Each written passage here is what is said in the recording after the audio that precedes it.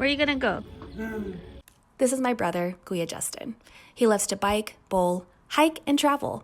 While we keep an active lifestyle, and yes, this is us kayaking, he's turning 33 this year, and he's shown signs of decreased mobility and joint pain on a weekly basis.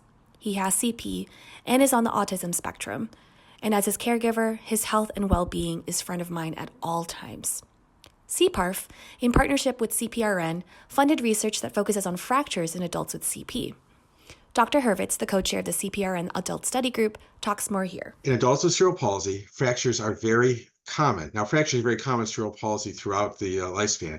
So what you see here are graphs for women and men, and you see that the dark line represents people with cerebral palsy, and how often they have fractures is always greater than the light line of people who don't have cerebral palsy.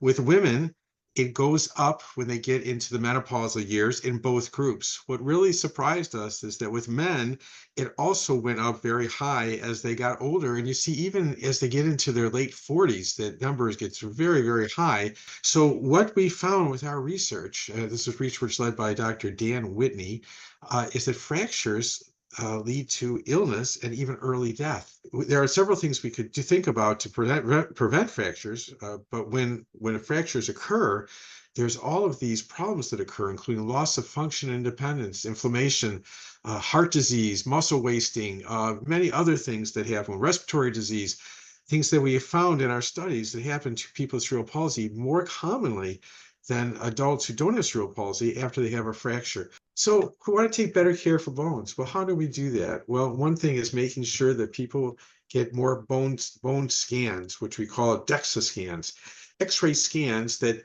look at how dense the bones are, how hard the bones are.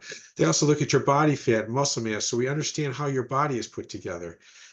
This is something that is generally only done in people after they have a fracture, but we think it should be done more often in people with cerebral palsy before they get a fracture to see what we need to do to prevent fractures. And then if the fracture occurs, we've done some studies that show that physical and occupational therapy after a fracture actually can be life prolonging. It increases mobility. OT can make the environment safer.